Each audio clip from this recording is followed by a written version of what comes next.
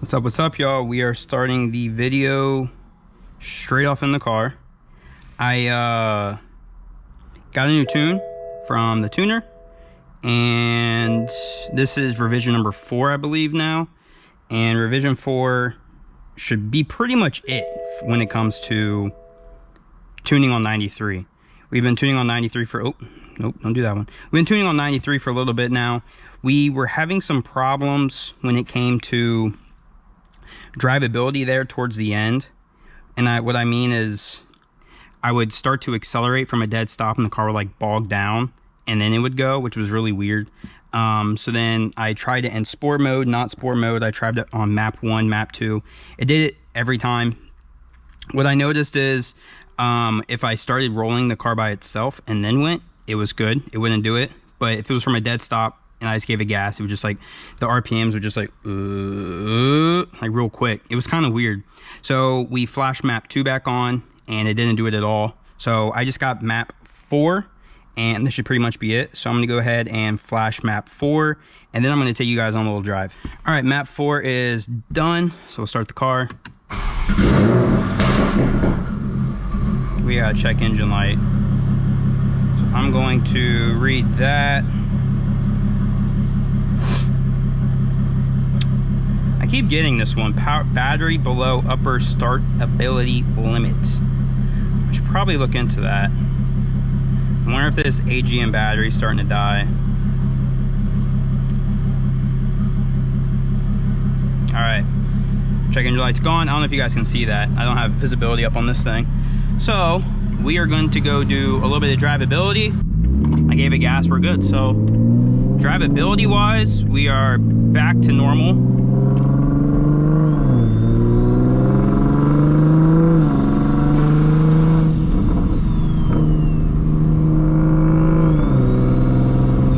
Feels better. Map 3 was kind of weird, or not map 3, I should stop saying that. Revision 3 was kind of weird drivability wise.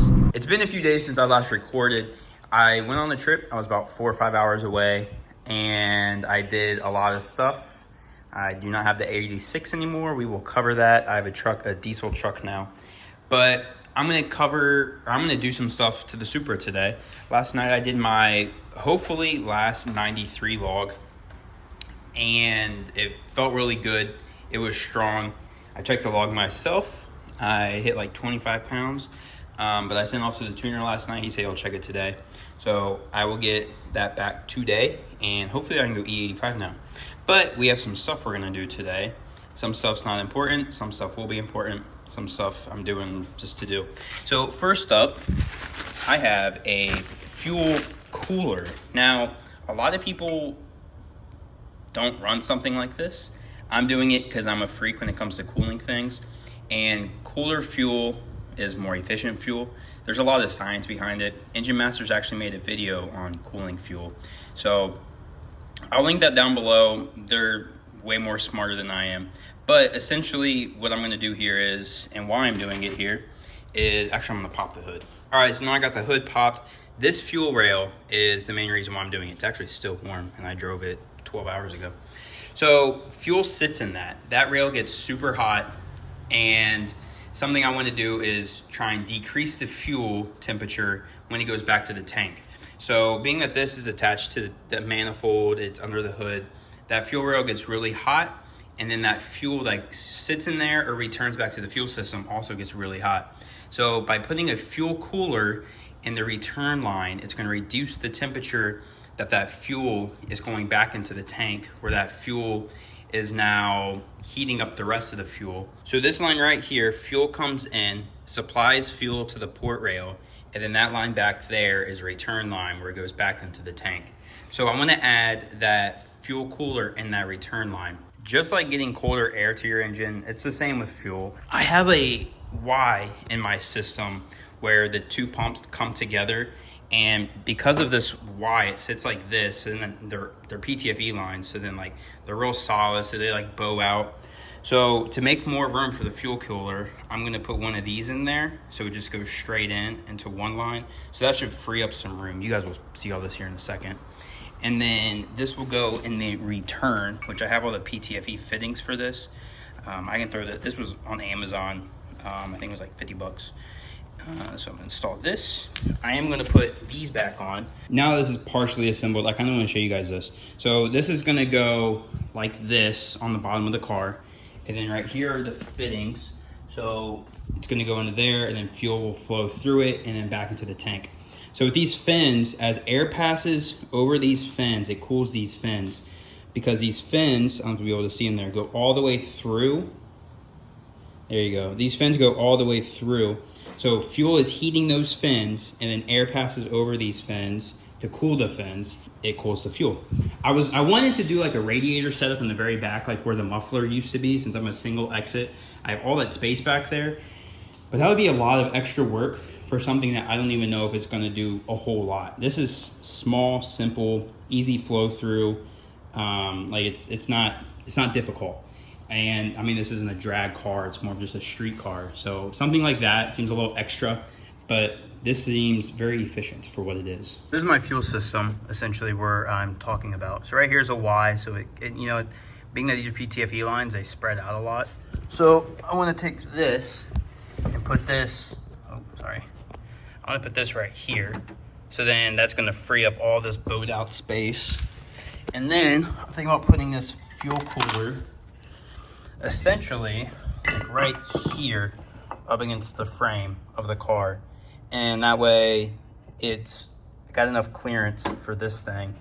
Obviously this isn't going to work as good as I'd like it to, because there's no air flowing over that.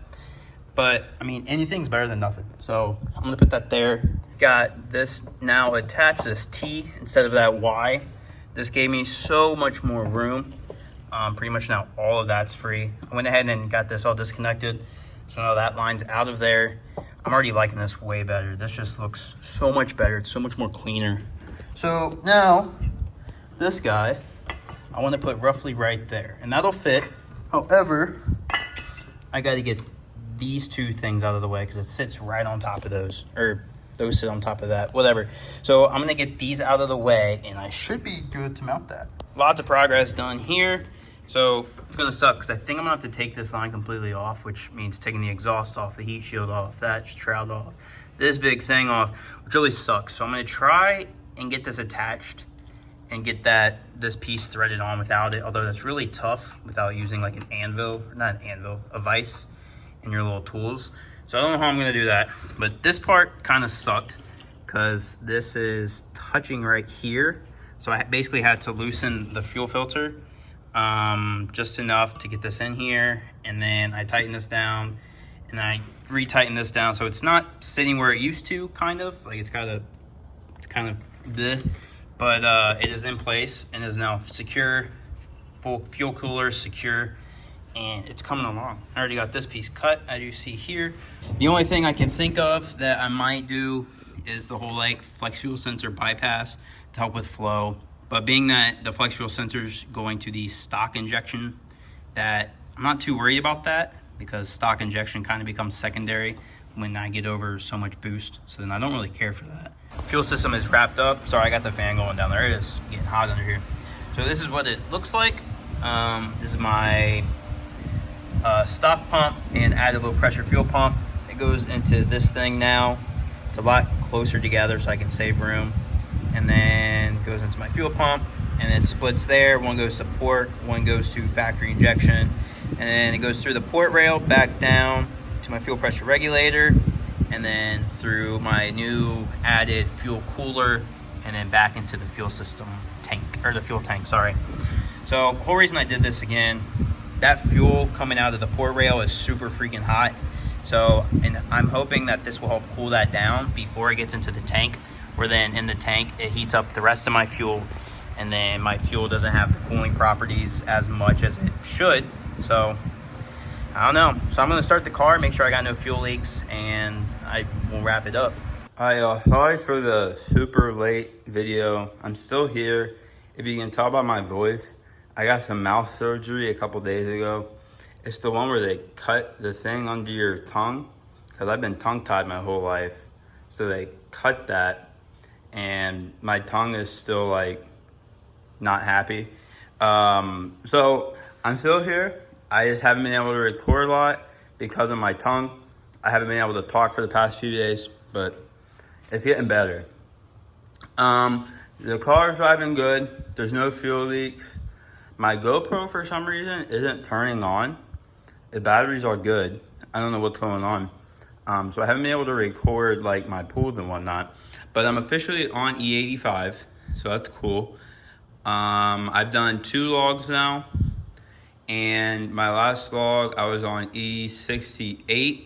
And it was a 30 PSI pool, and it felt really good. So we're moving in the right direction. We have had no problems so far. Everything's going good. I do want to talk about this real quick if you guys are still here. My next video will be all about this. So this is my transmission pan that I just got in the mail the other day. My voice is so funny. This is a PPE transmission pan. And it's got a removable filter. It's cast iron. I believe it holds 1 more liter of oil, transmission oil. So that's really cool. And I bring that up because I got a sponsorship. My voice. I got a sponsorship with Spool Performance. They're going to be building my transmission. I'm going to talk more about the whole transmission thing in that video. Hopefully my voice is better, so it'll probably be a bit again until I post another video. I've just been sitting on this content for like 2 weeks. Some things I've done off camera that I haven't showed is I did swap out the meth nozzle from a 400 to a 600. So I'll have a little bit more cooling with that. Project Gamma has yet to send me the inner chiller, although I have talked to them. That hurricane that just went through Houston kind of messed them up. They said they'll be going out soon. Today's Monday of the following week. I think it's the 16th or 17th now, 15th, 16th, 17th. I don't know. So it should be going out anytime now, they said, like this week. So I'll be expecting that hopefully here shortly so we can get these IATs down even lower. I do have the stud conversion kit coming in tomorrow, being Tuesday. So that'll be good. I can put the wheel spacers on. And I think that's it kind of right now for like Supra parts. Anyways, guys, that's where I'm going to end this video. I don't really have much else to say. Plus, my tongue's already kind of hurting from talking this much. So I'll see you guys in the next video. Bye.